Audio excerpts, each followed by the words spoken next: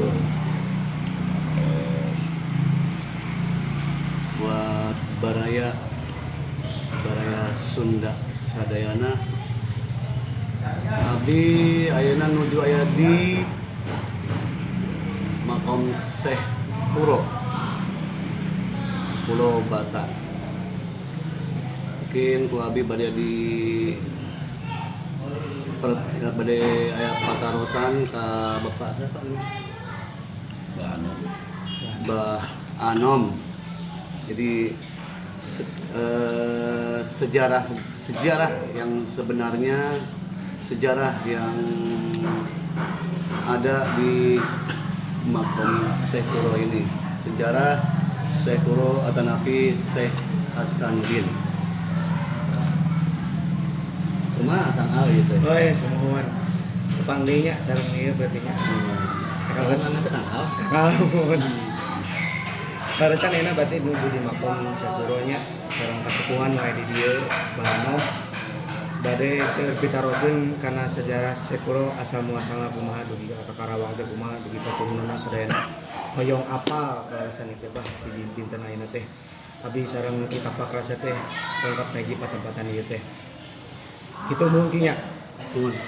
Nah, ayeuna kieu bah hoyong apal teh Syekh Kuro teh nah bisa berdongkap ke Karawang itu kumaha ceritana gitu lalakonna teh. Jadi Syekh Kuro itu gelar yang diberikan oleh masyarakat pada saat itu kepada seorang ulama besar yang bernama Syekh Hasanuddin bin Yusuf Siddiq. Syekh Hasanuddin bin Yusuf Siddiq lahir di Mekah, masih keturunan dari Rasulullah SAW yang ke-18. Syekh Hasanuddin seorang hafiz Al-Quran yang mempunyai suara yang sangat merdu sekali, seorang ahli qiraat, sehingga suaranya menjadi cendera mata. Maka Syekh Hasanuddin diberi gelar Syekh Quratul Ain.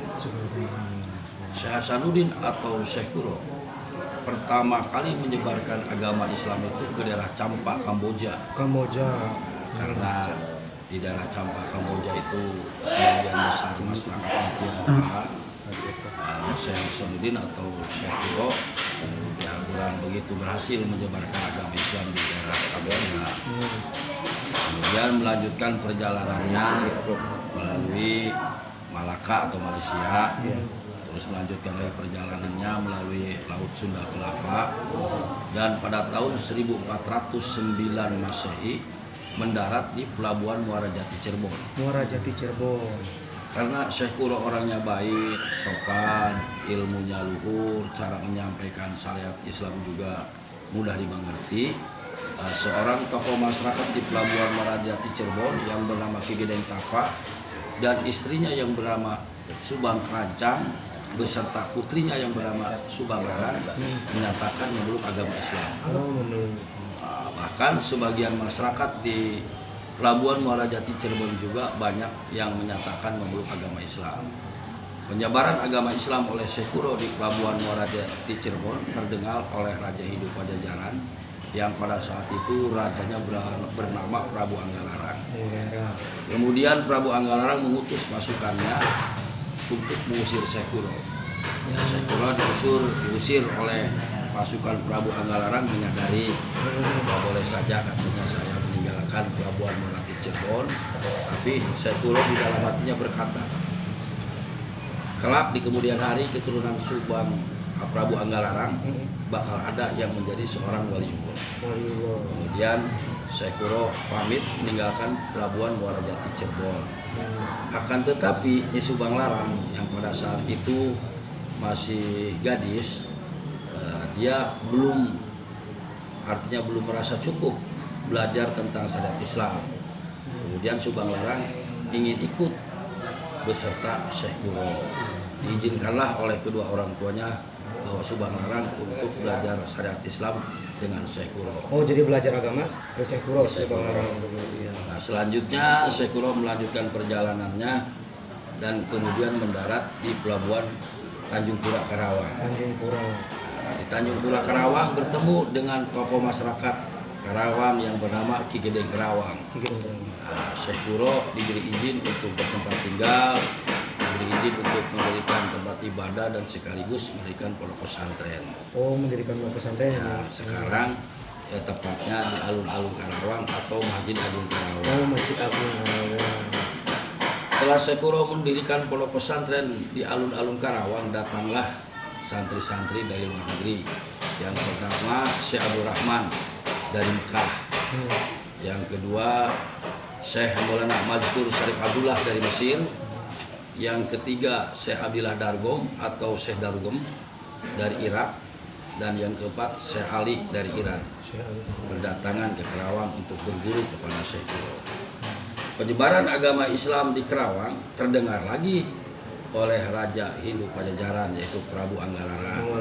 Kemudian Prabu Anggalarang mengutus putra mahkotanya yang bernama Prabu Pamanarasa atau Prabu Siliwangi untuk mengusir Syekh Kuro supaya meninggalkan wilayah Karawang. Jadi dendam teh kusuma kitunya banyak. Ya, datanglah Pamanarasa atau Prabu Siliwangi ke pondok pesantren Syekh Kuro yang tadinya tujuannya mau mengusir Syekh Kuro, tetapi melihat santrinya Syekh Kuro yang bernama Subang Larang sangat cantik jelita, Cantik. ya akhirnya Terpikat gitu. merasa terpikat, Oh. kemudian mengurungkan niatnya. Bahkan Prabu Siliwangi punya niat ingin melamar atau istilahnya menjadikan Subang Larang sebagai permaisurinya. Oh, jatuh cinta jadi cerita nanti namanya. Ya. Lamaran Prabu Siliwangi diterima dengan baik oleh Subang Larang. Cuma Subang Larang ada permintaan apabila dilangsungkan pernikahan nanti, mas kawinnya minta lintang kerti jejer 100 yang berada di Pangimbaran Masjidil Haram.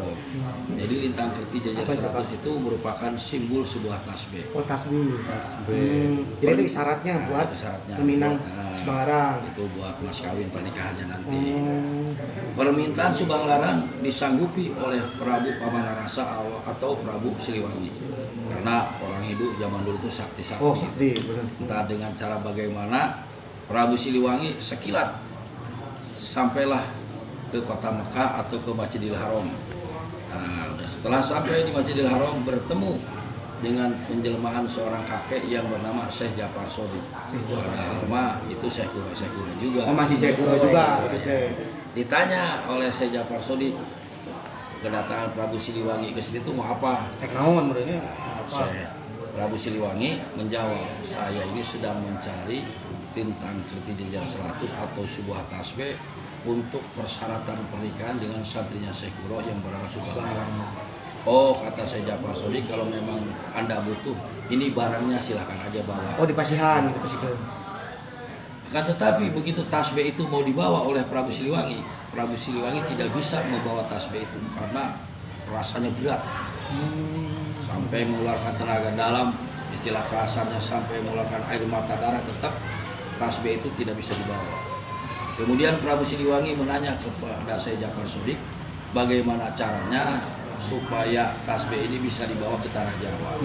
Kata Syekh Jafar Shodiq, kalau memang Anda tetap mau membawa tasbih ini, syaratnya harus mengucapkan 2 kalimat syahadat atau harus memeluk agama Islam. Nah, persyaratan tersebut disanggupi oleh Prabu Siliwangi. Dan sejak saat itulah Prabu Siliwangi atau Prabu Pamanarasa mengucapkan 2 kalimat syahadat dan menyatakan memeluk agama Islam. Setelah Prabu Siliwangi masuk agama Islam, barulah tasbih itu bisa dibawa ke tanah Jawa yang kemudian diserahkanlah ke Subang Larang. Maka dilangsungkanlah pernikahan Prabu Siliwangi dengan Subang Larang. Penghulunya yaitu Syekh Kuro sendiri, walinya Ki Gedeng Tapak dari Cirebon, dikasih tahu datang ke pondok pesantren Syekh Kuro. Saksi-saksinya tadi santri-santri Syekh Kuro, yaitu Syekh Abdul Rahman, Syekh Maulana Mazkur Syarif Abdullah, Syekh Abdillah Dargom, dan Syekh Ali. Setelah Prabu Siliwangi dan Subang Larang menikah, Subang Larang dibawa pindah ke Keraton Pajajaran. Pernikahan Prabu Siliwangi dan Subang Larang dikaruniai 3 putra. Yang pertama yaitu Prabu Walang Sungsang alias Pangeran Cakrabuana. Yang pertama. Ya, itu yang pertama. Alias Mbah Kusangkan yang sekarang makamnya di Cirebon Girang. Cirebon Girang. Kedua apa? Yang kedua, Prabu Siliwangi dan Subang Larang dikaruniai putri Putri. Itu Nyimas Rara Santang atau Nyimas Saripah Mudahim yang nantinya menikah dengan santrinya Syekh Kuro juga yang bernama Syekh Maulana Madkur Syarif Abdullah. Setelah jadi Sultan Mesir punya anak yaitu Syekh Syarif Datullah atau Sunan Gunung Jati Cirebon. Oh iya, ketiga. Yang ketiga Prabu Siliwangi dan Subang Larang punya anak yaitu Prabu Kiang Santang atau Sunan Rahmat Suci Gunung Garut.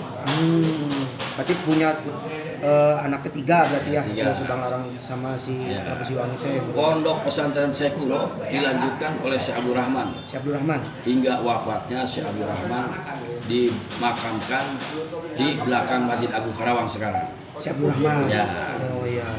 Santri yang kedua Syekh Maulana Madkur Syarif Abdullah diutus oleh Syekh Kuro supaya menyebarkan agama Islam ke daerah selatan dan menetap di sebuah kampung yang bernama Dayakolot. Dari Kolot. Nah, jadi Dayakolot itu bahasa Sunda. Bahasa Sunda. Di sebuah daya ada kolot, itu ada orang tua. Ada orang tua. Itu Syekh Maulana Madkur Syarif Abdullah menyebarkan agama Islam di Dayakolot. Berkembanglah Islam di Bandung hingga sekarang Bandung disebut kota kembang. Kembang. Nah, jadi lain kota bunga sebetulnya berkembangnya Islam. Oh, asal muasalnya. Nah, itu. Kalau Karawang kan pangkal perjuangan. Ya, awal perjuangan Islam menaklukkan Raja Hindu Pajajaran itu di Karawang. Menarik ya kita Pak Kemudian, Rasa. saya Maulana Madkur Syarif Abdullah setelah Islam berkembang di Bandung kembali ke Mesir dan diangkat menjadi Sultan Mesir. Santri yang ketiga Syekh Ali diutus oleh Syekh Kuro untuk menyebarkan agama Islam ke daerah Bekasi, Jakarta dan sekitarnya hingga wafatnya Syekh Ali dimakamkan di Keranggan Bekasi. Enggak Bekasi. Santri yang keempat Syekh Abdillah Dargom atau Syekh Darugom diutus oleh Syekh Kuro untuk menyebarkan agama Islam ke daerah Cirebon, Indramayu, Majalengka, Kuningan dan sekitarnya. Sedangkan Syekh Kuro sendiri dari Pondok Pesantren Syekh Kuro atau tepatnya dari alun-alun Karawang ujlah ke sini untuk melakukan tafakur, tadakur dan tasakur kepada Allah Subhanahu wa Ta'ala. Itu yang di sini namanya Kampung Pulau Bata. Kampung ini dulunya merupakan sebuah kepulauan ada di sekitar lautan. Bahkan di sini juga banyak binatang-binatang buas. Kemudian Syekh Kuro tafakur, tadakur dan tasakur di sini di atas tumpukan bata-bata. Maka kampung ini disebut Pulau Kalau Pak, Bata. oh jadi asal muasal nama kampung itu di situ berarti ya. Jadi tumpukan Tumpukan bata. bata. Ukuran 40 cm kali 40 cm di sini. Nah ini kan asal muasalnya nih. Berarti Syekh Kuro tersebut Pak berarti ada turunannya, ciri-ciri turunannya siapa aja, gitu gimana gitu Pak, pengen tahu teh. Kemudian Syekh Abdillah Dargom atau Syekh Darugom setelah Islam berkembang di Cirebon datang ke sini menyusul ke sini ke Syekh Kuro. Ya tujuannya ingin menemani Syekh Kuro. Nah, setelah datang ke sini karena datang ke sini waktu sholat, Syekh Abdillah Dargom atau Syekh Darugom menanyakan tempat wudhu. Istilah orang Sunda, mama saya mau sholat, tempat wudhunya mana? Di tempat ini Syekh Kuro nunjuk ke belakang, sebelah utara sekitar 50 meter. Tuh di sana ada tempayan, ada gentong. Kemudian Syekh Abdillah Dargom wudhu di sana di sebuah tempayan atau di sebuah gentong. Setelah wudhu balik lagi ke sini. Mama, saya udah wudhu. Tempat sholatnya mana? Balik lagi aja kamu ke sana. Masuklah kamu ke sebuah gentong itu, ke tempayan itu. Jadi Syekh Abdillah Dargom masuk ke tempayan tempat wudhu itu atau ke gentong itu. Setelah Syekh Abdillah Dargom masuk ke tempayan atau tempat wudhu itu, tiba-tiba gentong itu berubah menjadi masjid. Itu masjid. Oh, masjid. Nah, sedang saat itu di belakang disebut Pulau Masjid karena dulunya ada masjid atau masjid. Akan tetapi sebelum Syekh Kuro wafat, karena di Cirebon ada penyebar agama Islam baru yaitu Syekh Maulana Idopi Mahdi atau Syekh Datul Kahfi atau Syekh Nurjati. Masjid tersebut diserahkan oleh Syekh Kuro kepada Syekh Nurjati.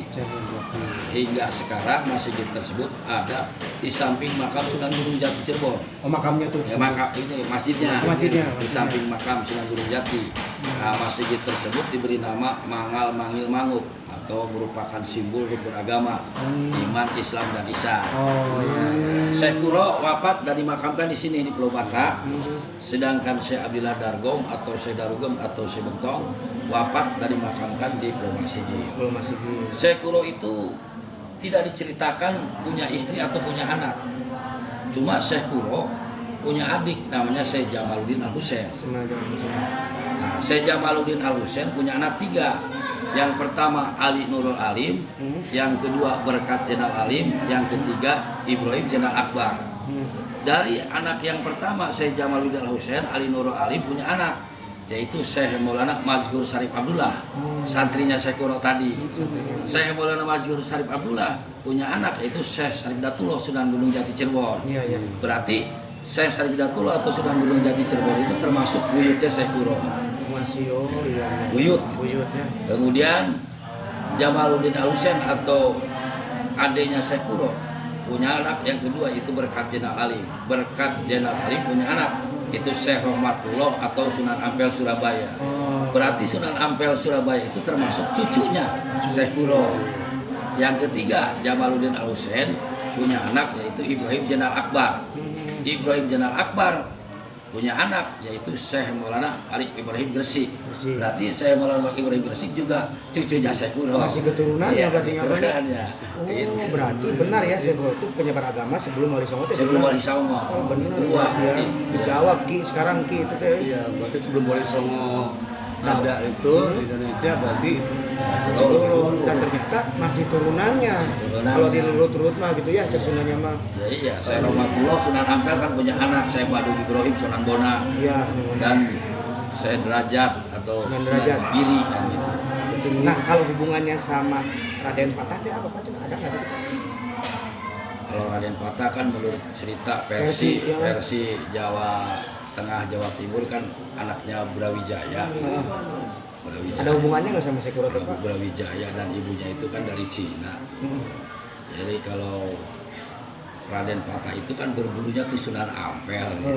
Oh, Jadi berarti ke cucunya Syekh Kuro. masih tetap cucu Iya, kedua. iya. Nah, terus yang ditanyakan itu sama Syekh Abidin ada hubungannya sama Syekh Abidin? Sabi ini waktu zaman kamari gitu. Oh masih baru. Cirangon. Masih baru waktu itu. Masih baru waktu itu. Oh ya. Zamanan Syekh apa itu bagus Ahmad Bakri Sempur Krelen gitu. Berarti yang menarik pagi ini ya hal yang nggak bisa dari pasti kaitan si Pajajaran sama si Kuro sangat ke bawah gitu ya Pak. Iya. Kental gitu ya. Iya. Dan leluhurnya berarti ya. Leluhurnya. Karena Prabu Siliwangi itu termasuk muridnya Syekh Kuro. Masih masuk muridnya Syekh Kuro. Iya, diislamkannya sama Syekh Kuro. Kuro ya. Iya. Berarti itu Tanjung Pura awalnya ya. Ya, Tanjung Pura. Tanjung Pura. Berarti Berarti Syekh Kuro. Pura dalam berarti Ya, ya. Pura Dalam. Oh berarti di sana ada pelabuhan Ada berarti. pelabuhan. Oh Syekh Kuro datang ke Karawang tuh berarti pertama di sana. Iya, Pak Ustaz. Menarik juga ya Ki ya ternyata Iya. cerita Syekh Kuro dari awal ke sini sampai keturunan-turunannya emang sosok beliau luar biasa. Setelah Syekh Kuro dan Syekh Buntong wafat, beberapa tahun kemudian ada seseorang yang bernama Raden Sumarja diutus oleh Kesultanan Cirebon untuk mencari makam Syekh Kuro. Dari Kesultanan Cirebon berangkatlah Raden Sumarja ke arah barat. Akhirnya pada malam Sabtu Kliwon, akhir bulan Saban atau akhir bulan Roah, pada tahun 1280 Hijrah atau 1859 Masehi sampailah ke daerah ini. Nyampe ke sini dia Pak. Sampai sini Raden Sumarja. Begitu sampai ke sini Raden Sumarja melihat cahaya menggembur-gembur. Raden Sumarja itu Luas meureun. kaget kan. Luas Sunda Apa? Ki ningali cahaya wah gitu naon. Kemudian ada kedengaran suara yang sedang ngaji. Tambah kaget lagi. Akhirnya Raden, Panik guys gitu nih. Nu ngaji nu duduk poinnya luas. akhirnya Raden Sumarja mengucapkan salam. Setelah Raden Sumarja mengucapkan salam, ada yang menjawab secara goib. Tambah penasaran lagi. Ada apakah di sini ya? Akhirnya Raden Sumarja melakukan tafakur di sini, minta tafakur petunjuk di sini. pada Allah bahwa di sini itu sebetulnya tempat apa. Setelah Raden Sumarja tafakur mendapat petunjuk bahwa disinilah makamnya Syekh Kuro. Keesokan harinya Raden Sumarja kembali ke Cirebon melaporkan ke Sultanan Cirebon bahwa makam Syekh Kuro ada di kampung Lobata, Desa Pulau Kelapa. Waktu itu kecamatan Nagasari Karawang. Kemudian Kesultanan Cirebon mengutus sesepuh dari Sunan Gunung Jati Cirebon yaitu Mama Tirtolakoh atau Naik Tolha untuk menyatakan kebenarannya. datanglah Mama Ketolako atau Mama Ketoha bisa Raden Sumaraja datang sini untuk menyatakan kebenarannya. Kata Mama Ketoha, betul bahwa disinilah Syekh Kuro dimakamkan. Sejak saat itu tempat ini diberi tanda dengan batu nisan, dan sejak saat itu pula tempat ini banyak dikunjungi oleh para pejabat. Ya. Makanya setiap malam Sabtu di sini selalu diperingati dengan cara istighosah atau tawasul akbar, itu diketemukannya makam Syekh Kuro pada malam Sabtu. Oh jadi Ki, ternyata hari Sabtu banyak tuh emang dari awal penemuannya hari Sabtu ya Pak ya di sini. Sabtu ya, Sabtu. Malam Sabtu Malam Malam Sabtunya Sabtunya. berarti ya. Oh, ngeri. Saya speechless Ki kalau ngomong sejarah gitu, jadi ngeri speechless sebetulnya ya. itu yang harus diurus itu sebetulnya ini makam ke makam. Makam. Karena Syekh Kuro tidak ada makamnya di mana-mana selain di sini, tidak ada lagi. Only one di sini. Iya. Hanya di sini. Oke. Saya speechless Ki, bingung ini teh. Maaf aduh ya. Sakit sempat deh. Saya Kuro ya. Ada yang ditanyakan lagi Ki sama Mbak Anom ini? Oh sosok luar biasa ternyata. Aduh. Iya. Jadi memang dari sejarah Syekh Kuro ini berarti dari Raden Sumarja ya. Raden Atau Sumarja berarti yang menemukannya berarti. Yang Menemukan pertama berarti. Berarti ditemukannya malam Sabtu. Sabtu. Sabtu. Oh iya. Nah, Pak, dulu aja. Saya jadi Pak Sumarja ini keturunan dari mana Pak? Ya kalau menurut cerita Raden Sumaraja itu keturunan dari Sukapura Tasikmalaya, itu keturunan dari Mbah Dalam Sawida. Mbah Dalam Sawida. Dalam Sawida. Beliau itu berguru di Cirebon, kemudian di Cirebon diutus untuk mencari makam Syekh Kuro. Nah, Bah berarti saya tidak kan dapat informasi banyak dari orang Nabi Jama di mana pokoknya. Tapi saya Kuro sendiri tidak punya keturunan. Tidak punya keturunan. Ada juga adiknya berarti yang Adiknya Syekh Husain. Oke.